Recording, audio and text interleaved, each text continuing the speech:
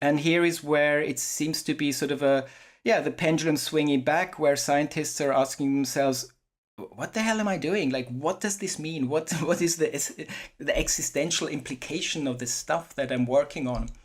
And that seems to be something that we're seeing now, that people are opening up to sort of recalibrating their metaphysical assumptions, which then also affects consciousness, because we still don't have a definition of what consciousness is. And the hard problem of consciousness is still a thing. How does non-conscious stuff produce this inner perspective?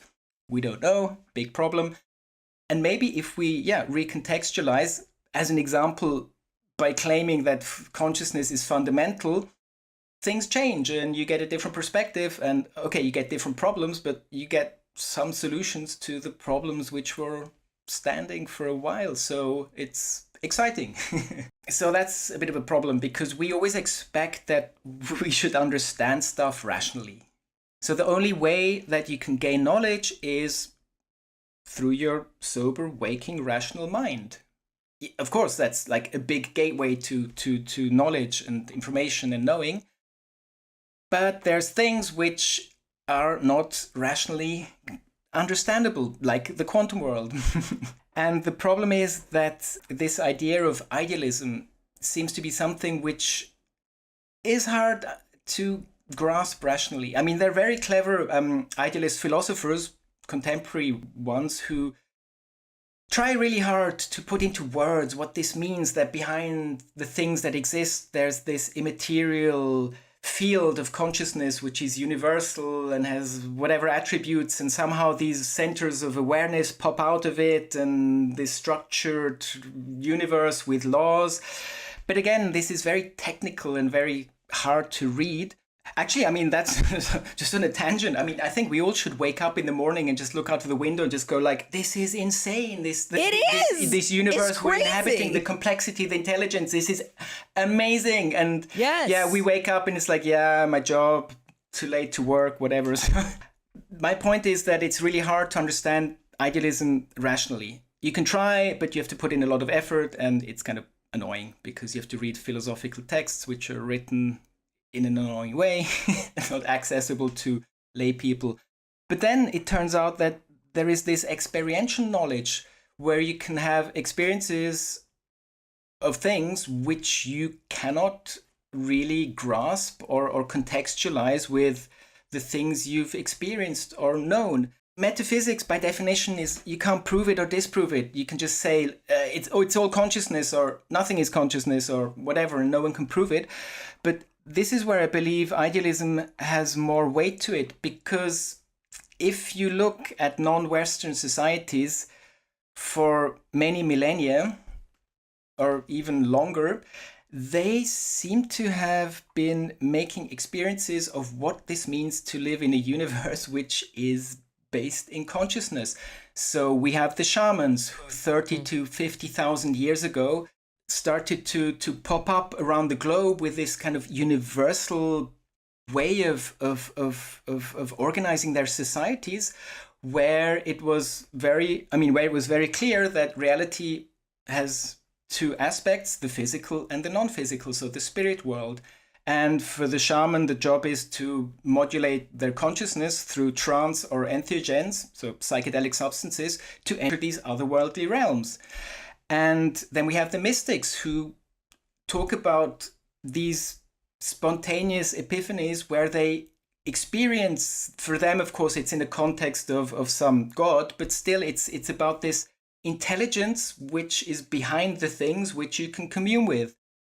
And then we have the meditators, who also claim that if you just work with your consciousness long enough, you can have these experiences of like non-duality, Advaita in the Vedas, where suddenly you cease to be this individual and your personality fragments, and you start to sort of unify with all there is. And then, of course, now with the renaissance of psychedelics, we have the psychonauts, who very reliably, depending on what substance, tell you about experiences which just transcend anything you can ever imagine, but these things can be understood at an experiential level. And again, for psychonauts, this actually there's studies showing that people who take psychedelics, they're open to believing that idealism is the correct metaphysics. It correlates with their well-being. It makes them happier. And then you have other philosophers of psychedelics who say, yeah, that's bad because these people take psychedelics and maybe in a legitimate context for mental health, but then they have all these silly metaphysical ideas like idealism. They should stop doing that. And again, it just shows you that this idea that the universe is physical or material, this is a metaphysical assumption which kind of got encoded as a scientific fact 400 years ago, and only now we're kind of realizing that this is not something science is dictating us.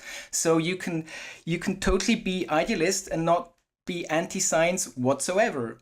I mean, I think that the dangers of like this certainty, if you have this metaphysical certainty, is that you say this is not possible and this cannot happen. Things like synchronicity, which Carl Gustav Jung came up with, and he had discussions with Wolfgang Pauli, the physicist, and they tried to figure out together like what could this look like if there's this like additional causal layer above reality which we cannot really understand from our perspective, but it has order and meaning in it.